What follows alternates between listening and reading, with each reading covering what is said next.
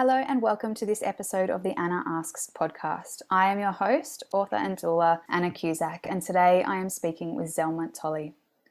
ZELMA is a social worker and mum of two from regional South Australia. After her own experience with postnatal mental ill health, she founded the Postnatal Project, a space for her to write and share and help others feel less alone. She's a blend of introvert and advocate, having taken the message of maternal health and parental support to Parliament House last year as part of ABC's Haywire Trailblazer initiative. She is author of Candid Parenthood and a very mysterious children's book awaiting the perfect publisher. Welcome, ZELMA. Thanks for having me. Oh, my pleasure. I've been looking forward to this chat for such a long time.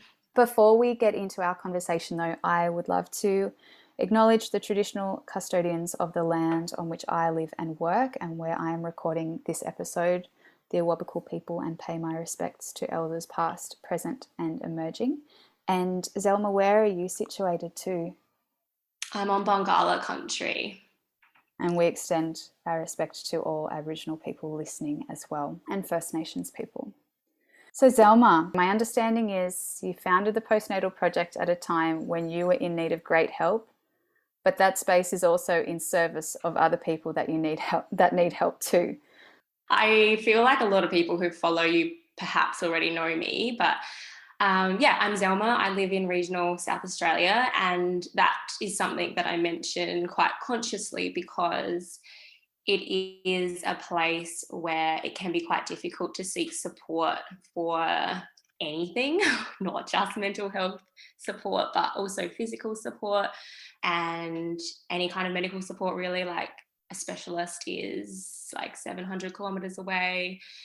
And the other complication with that as well is that you might see your GP at netball training or that kind of thing. So I guess I was very conscious of that when I found myself post-traumatic birth kind of wrangling this child who was really, really sensitive and really needing us. And we had just gone through, a huge pregnancy with extreme morning sickness.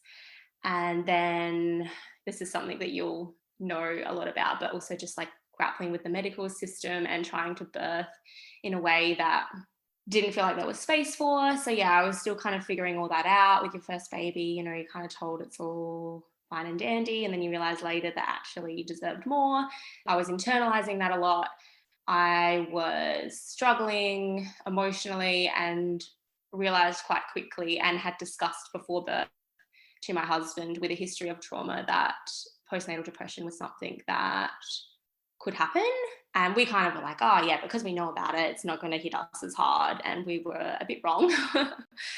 Being a social worker myself, I was a bit unsure of how to approach that. I was living, as I said, in a regional community and a bit concerned about my privacy. Like even when I was birthing, I didn't want my name to be sent out on the community health list because I was very conscious of all the processes, and it was all just a bit of a mess in my head where I was expecting a lot of myself and I was expecting this perfect experience, and it was a mess, as most people's postpartum experiences are. I guess I was really inspired by that in terms of I came to a point where I was writing anonymously, and I think it worked out that someone I know was like, hey, is this you? I was like, damn it. So I didn't feel outed, but I kind of felt really kind of connected with the work I was doing just through writing online and things like that. And I had created this big website with a big directory of services and, like a big kind of glossary of terms, like what is a mother-baby unit, what is all the different kind of treatment options for postnatal depression. And most of them I'd accessed. So I felt like I was using my social work terminology, but also my lived experience in that.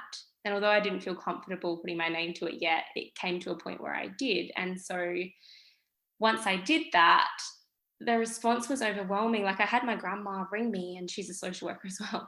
And she said, wow, you must be feeling really vulnerable right now. And I was like, yeah, but I didn't really think of it until now. Shit, what have I done? And yeah, I guess when it kind of grew from there, I felt this sense of that it was the right thing to do, and that I didn't feel like it was a great sacrifice on my part, but I did kind of feel like it was this big thing, and I felt a sense of pride as opposed to shame. I'd really shifted that. And so yeah, anyway, that's my story of how I started. And yeah, I've been nominated for many awards and things like that. And at first I was like, oh, that's really scary because now it makes it really real and I have to keep going. Like I can't just like leave this go and let, like, now my name is published in newspapers and when you Google me, this stuff comes up. And so I'm kind of like, yeah, that's it. This is my life now. And it kind of is. And I feel like I live and breathe it still. And I feel like I always will in a certain way. But that's the Postnatal Project. That's my third baby. It kind of is your life, but it's also kind of not, because it's only a small part, or well, a large part, but it is only a part of your life, essentially a breathing member of your family, but you do have multiple other humans that you're looking after. So as much as you are proud of it, as much as you've moved beyond that shame, can you talk a little bit about those times when you do really feel like you want to throw it in the bin? It's frequent. My gosh, it's frequent.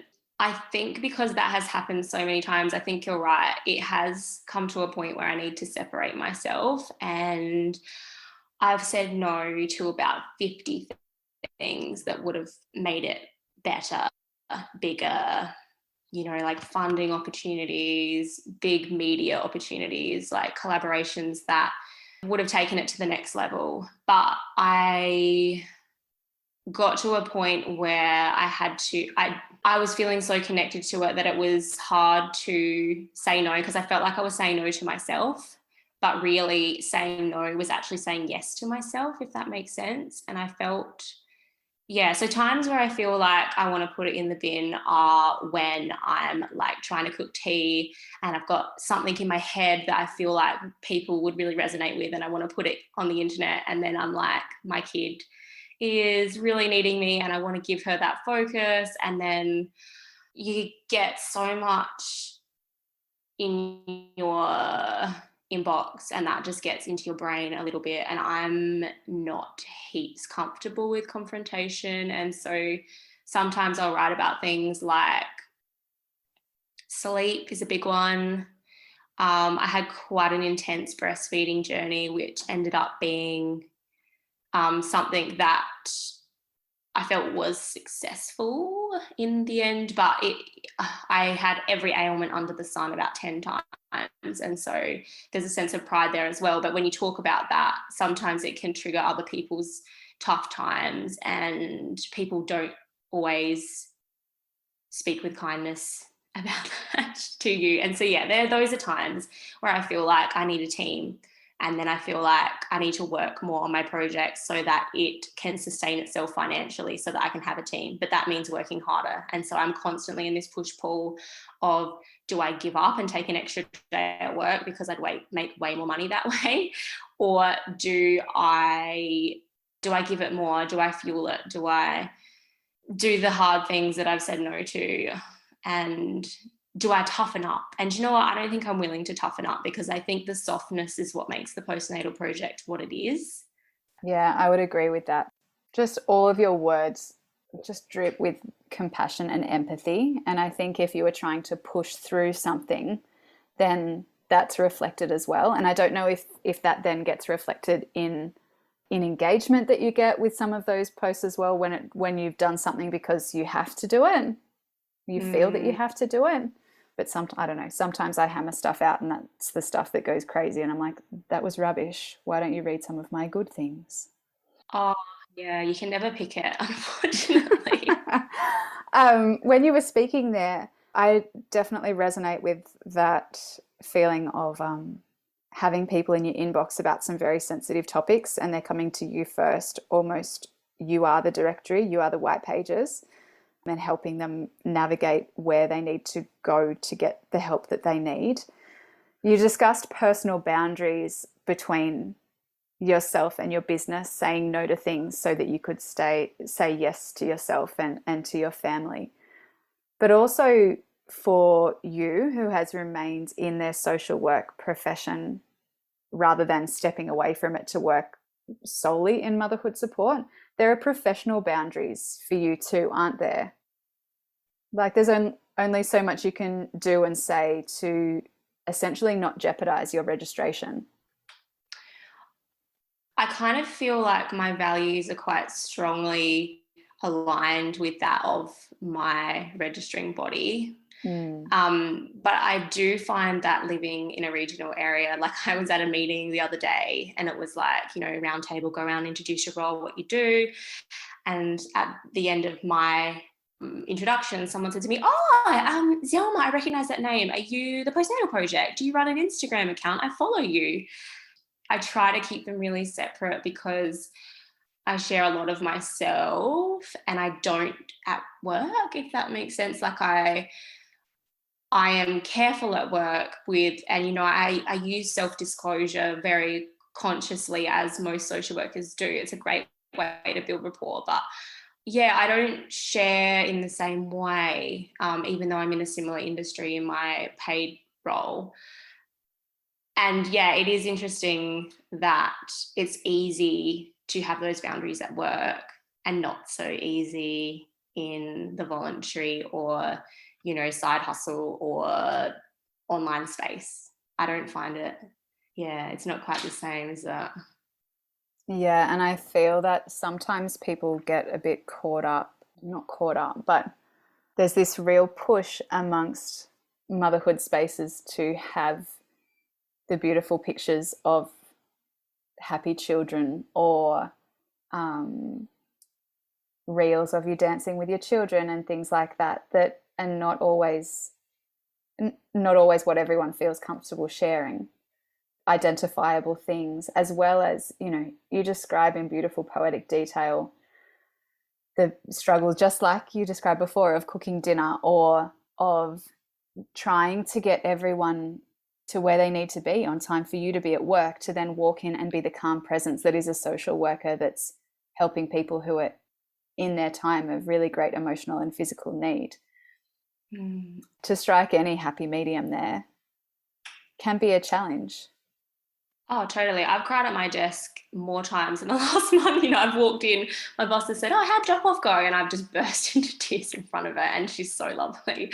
But I often feel like I either need to stop work or run the postnatal project or be a good mum or play sport.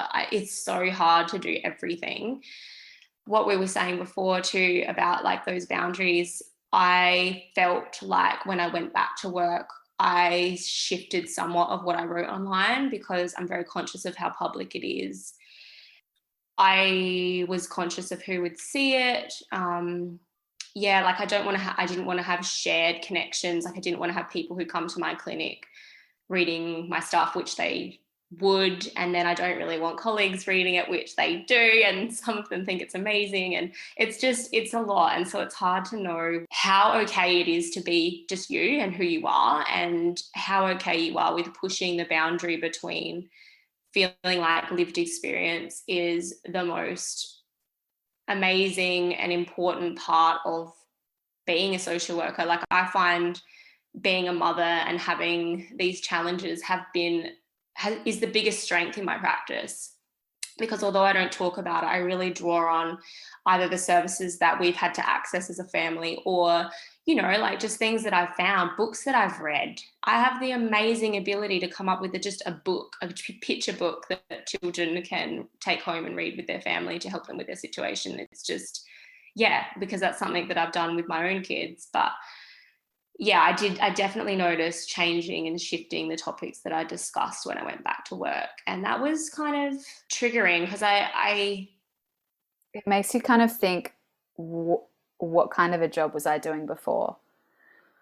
In some ways, I reflect now on when I was practicing, I would get ridiculous referrals sent to me, and a person would come in and, they're a mum with 3 kids and a job and a partner that works away and like all these things, and they get sent to me for, I don't know, weight loss or something. And I'm like, oh, you don't need an exercise physiologist and a dietitian. You just need help so that you can get extra sleep and your body will take care of itself.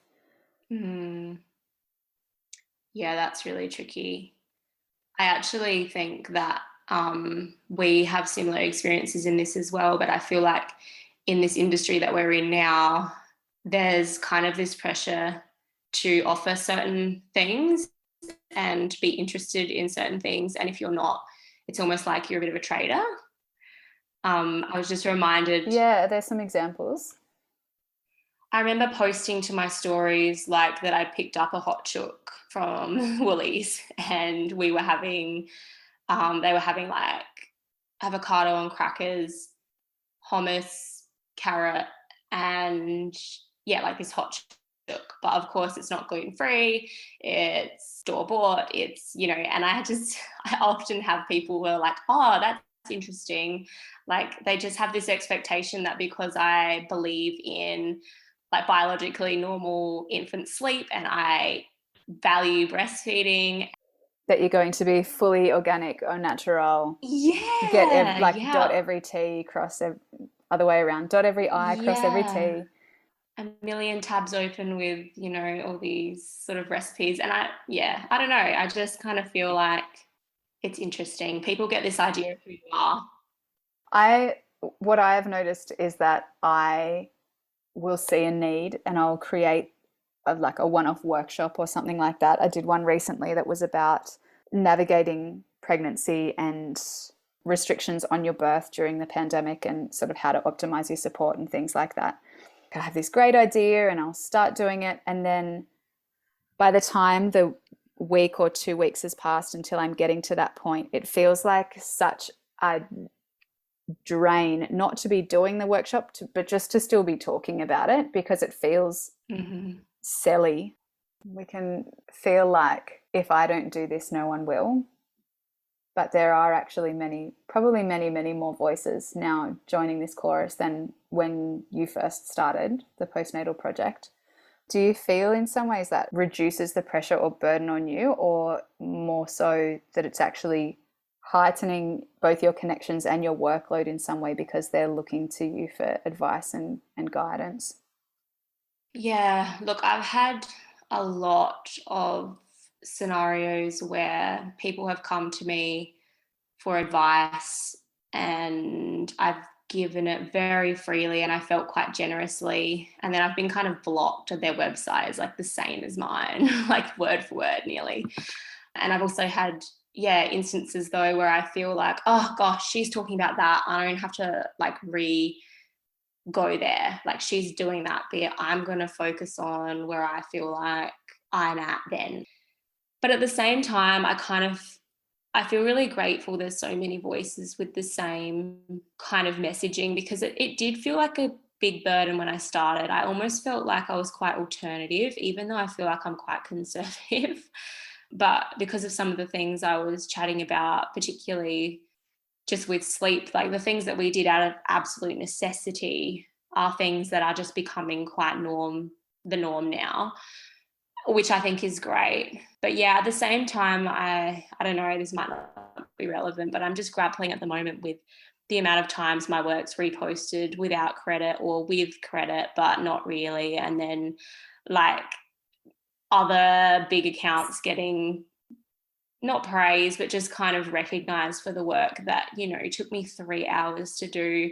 I left the TV on way too long because I wanted to get it out of my head. And then I've put it up and I've taken an hour, like taking a photo, and then I've put it up, and then it kind of just feels you feel a bit robbed, if that makes sense. And then it's just like, oh, why am I even here? There's so many other people who could do this and not feel so hurt about it and just get on with it. But you know, those words that come out of your head, like it's a vulnerable thing, and I feel like it's quite a generous thing. And so then when I don't know if that answers your question. It's a lot. It is a lot. You now have a very passionate follower base that has actually picked up on times that you've been reposted and kind of hounded that person until you either received credit or had it taken down essentially on your behalf. It's a tricky thing because it's coming from your heart and from your lived experience, and And no one can take that thought away from you, but they are essentially taking your words away from you.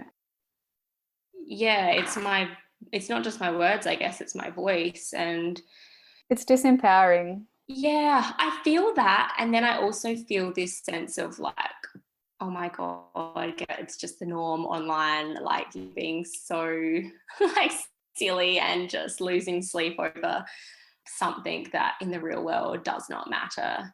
And I oscillate between the two quite frequently. Like I often think like, oh, I think I complain about the algorithm too much. And then I'm like, no, my work deserves to be heard. It's just a really weird space when you're on your own. You might feel the same, like you're the marketing team, the, admin team, like I literally, this sounds ridiculous, but I literally was wondering about doing this, and I've seen someone else do it, where they just set up a separate email account for everything to come into, and they just make up a fake personal assistant so they can respond to everything. I literally, got to the point where I was thinking of doing that, just because then I could have power to tackle some of these bigger things without offending. And the other thing that I feel like in this space is that it's almost like you're not connected to womanhood or like the collective initiative or whatever if you kind of have experiences or opinions that go against that. Not enjoying someone else's services, like, oh, there's someone online that I used to share a lot of their stuff, right? And then, decided that some of their values and things that they were sharing I felt like were quite problematic. But then it's a weird space to be in. Yeah. Yes, it is. I've actually been considering as well how some of that, sharing and reposting without credit and all of that kind of things, it's really like an internalized supremacy kind of thing. How there were the TikTok protests where the Black content creators and dance choreographers just stopped working and stopped creating for a certain period of time because all of the white influencers were taking their moves and doing their dances, and then they were the ones getting all the credit for it. Yeah, it's frustrating. That idea of like, oh, well, we're giving you this exposure. Isn't that good enough? But not everyone can be working for free. Like we can't be building everybody else's business. Just like those white TikTok creators can't be riding on the coattails of people who are less privileged than them due to systemic factors. Probably a more multi-layered, nuanced argument than what I can put together right now. Yeah, I agree. The other thing I do believe in is supporting other people, though. I do wholeheartedly believe that.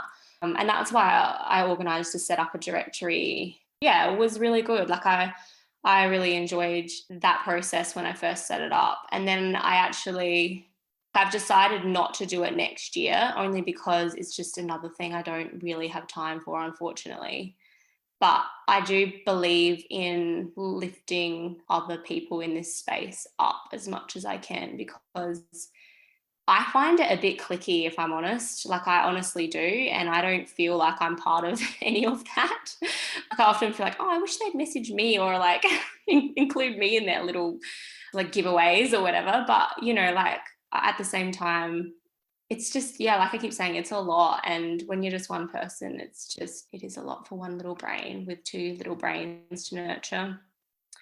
Yeah, I wouldn't downplay the capacities of your brain, but I would say that it's very full with the other things that you have going on in your life. You are only one person. You are running your postnatal project as a labor of love, because really these things do not make a great deal of income, regardless of how much personal difference you may be making to people's lives day to day. In what ways do you think that it is your capacity to do more or your perfectionist streak that is determining the extent of reach and world domination that the Postnatal Project is undertaking at the moment? I have a friend who I often talk to about my ideas and my plans and what I've done. And like when I told her I've written a children's book and I'm putting it to publishers at the moment, she was like, you just do stuff. How do you just do stuff? Like I wouldn't do stuff like that. That would be like one thing that I would do in my life, not one of the things. And some of the stuff that I do is definitely quite organic, and it just kind of comes from, yeah, it just kind of flows quite naturally. And some of the things I do think are like, oh, I've got to do the next thing. There's a big myth with like blogs and online spaces that it's really easy to make money. And I would say that it's not.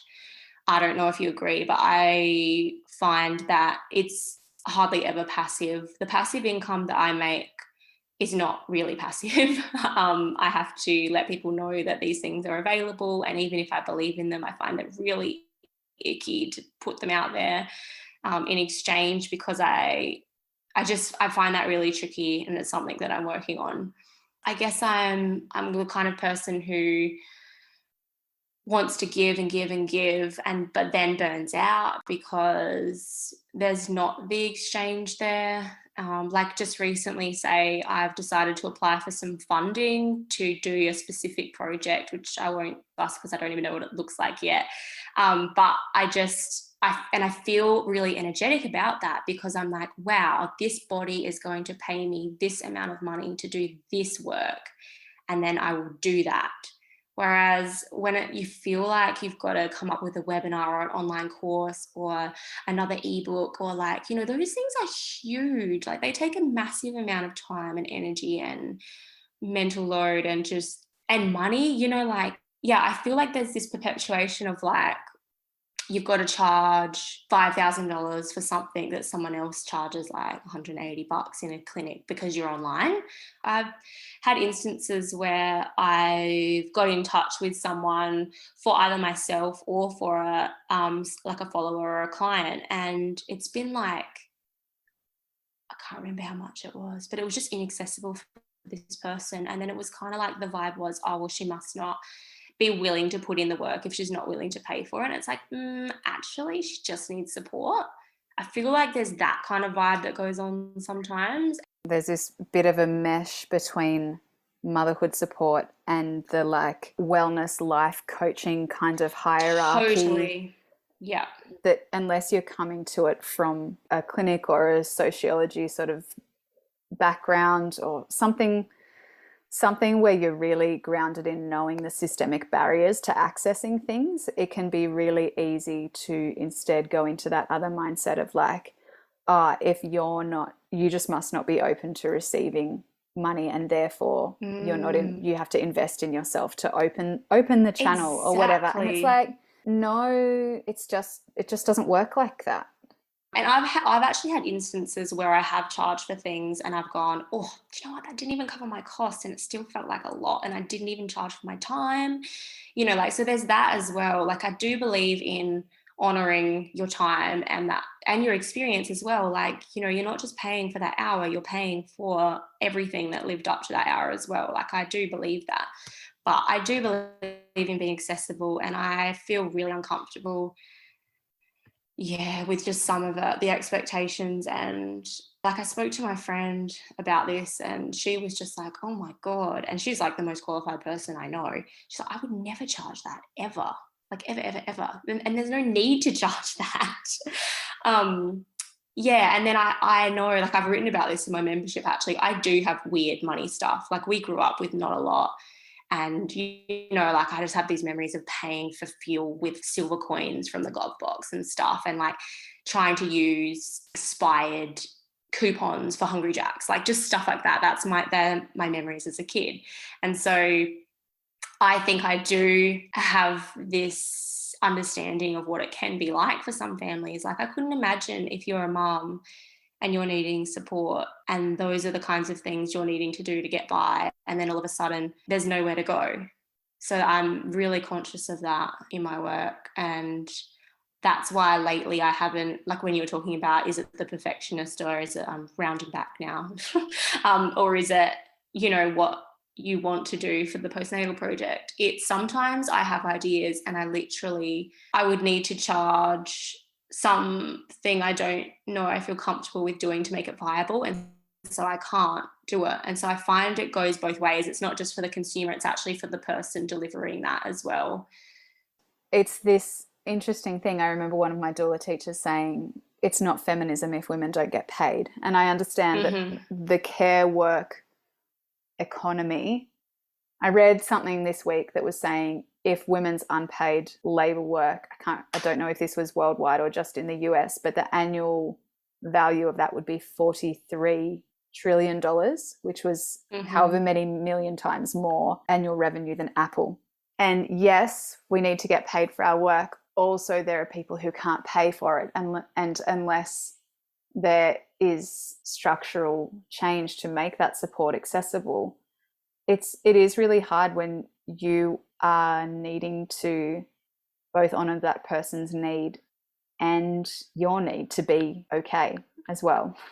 Yeah, totally. I agree with that. And I also find it difficult in this space too, where there's an expectation that you're going to keep pumping out this stuff too. Yeah, I feel like it's financial, but it's also like an energetic thing as well. Yeah, we want to give, but we don't want to burn ourselves out and be of no use to our family. Like, I find it tricky in the way that, like, my children go to school and my youngest has started kindy this year, but those are actually my work days, so that we're not separated for what I felt was unnecessary on other days. I feel like this time's quite fleeting. And so I don't have any childcare for my work with the Postnatal Project, like none at all. And I hardly even ask my husband, like, oh, can you take the kids out so I can do this stuff? Like, most of the time when I'm recording stuff or it's like a quick dash and shut the door and hope they don't knock type situation. Yeah. Like when my husband's home, of course, but like I just don't. I think people look at it and they think that it's just, like, people don't realize I have a job. They don't realize that I do other stuff. They just think this is my full-time gig and I make all this money, and it's just not the case at all. And I think sometimes it shows. Like, I have people who are like, hi, are you okay? And it's like, oh, no, I'm fine. I just have a life. I just haven't written anything this week at all. And yeah, I do struggle with that though, because I'm quite a consistent person who likes routine. Yeah, and it is an outlet. Like this, your writing started because it was an outlet. It's just that sometimes the waters get a bit muddied of when is it an outlet because you need to write, and when are you writing because you feel that others need it. Totally. And do you know what the biggest pressure actually is, my engagement is already shit. If I leave it for 2 days, I'm pretty sure that when I post again, no one's going to see it anyway. So what's the point? Like, it's so hard. And I follow a lovely lady called Amy, and she has a project called Inspired to Write. And she talks about this a lot, about how sometimes when we put our work out into the world and we are measuring it with likes or shares or comments, like, it can feel like you're being marked, or you're being, yes, sometimes I'll write something that I think is amazing. Nobody, physically puts that little heart next to it. And so I think, I'm a bit shit. I'm not as good as the other people writing about motherhood, but it's just not true. I actually have found that in some ways being really impatient is a strength for me in working in this area, in that there have been times where I have sent either pictures or pre-written articles into publications and you get a response saying, we'll review your submission in the next 7 to 14 days, etc., etc. I'm like, oh, no. This just needs to go out now. And so I've cancelled it and emailed them back and said, actually, I withdraw this, and just have put it on my own blog, my own account, whatever.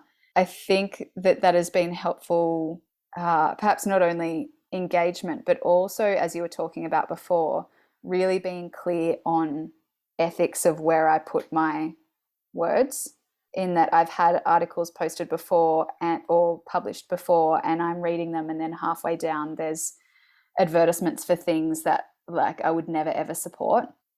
Yeah. I found that with my book writing too, like, there's no way that I could have. So I was editing this time last year, was released in April. There's no way that I could have been still waiting for that to come out, because it's at least a 12-month turnaround with a publisher from submitting your manuscript, and however many rejections it takes to actually get a publisher to pick you up, if they ever do. And I just feel like when you're writing something and it's fresh, that's the time that it needs to get out of you, because you're already moving beyond that point. I totally understand what you're saying. I feel like that too about my children's book. I'm Oh, like, I this was going needs to to come ask out that. now. Yeah. But I don't feel like I've got the brain space to self-publish. But I feel passionate enough to do that if I need to. I just feel overwhelmed at the thought of boxes of books in my house and having to post them out.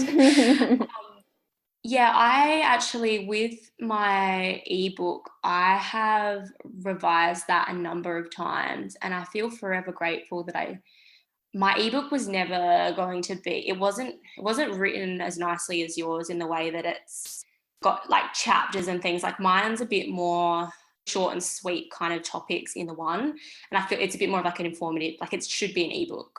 If it was published, I don't know how I'd feel about that being out in the world for years and years and then still being bought. And some of the things that I've changed, I was like, do you know what? I don't believe in that anymore. I've changed my mind on that. I have more information. I feel safer to make a different kind of observation there. I did a training and I feel like that has shifted my values around, like and so I feel like getting published, yeah, I don't know. It's tricky, isn't it? Like, I mean, just especially online, like if I Google my name, I'm like, oh my God, I can't believe I wrote that on someone else's blog. It's there forever now. It's a tricky one. It is, but I also don't want people to feel paralyzed, like it has to be, exactly perfect and reviewed 10 million times so that you feel like you can stand behind it forever. People get tattoos and then they decide they don't relate to that one as much and they get a new tattoo. Like, it's not the end of the world if one of them's not perfect. With your children's book, are you feeling that it's more about wanting it to be published and distributed everywhere for exposure, or it's the logistics of you don't want to be posting books? The good thing I feel about my children's book is that I wrote it thinking about my own kids, and my initial thing with it wasn't, I'm going to get a children's book published and that's going to be like a bit of a status thing for me. I can call myself a children's author. Like, it wasn't that for me at all. And I think that's why, because I was literally in bed and I was like, oh my God. And I got my phone out and like on Google Docs wrote this thing. And obviously I've edited it and I've sent it around to my friends to also have a look. It was something that just happened. It wasn't like, okay, what's my 5-year plan? What's next? I think I'll write a children's book. It wasn't that at all. I think then I thought children's book publisher, that would be better for me in this season of life. But then, yeah, I also have the same thoughts as you, like, oh my God, waiting 12 months, that's way too long. These kids need this now. Yeah. Thank you so much for your time. I'm sure everybody got a lot listening to this, whether they are in the space of supporting others or in need of support themselves, or both of those things, as both of us are. So thank you so much, ZELMA, and we'll speak with you soon. Thanks. I hope everyone enjoyed the randomness that came out of my brain today.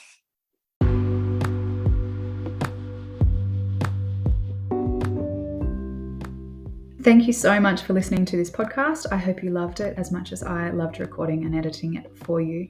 If you feel called, I would really appreciate if you could leave a 5-star review or a rating. This is how more and more people find out about this content.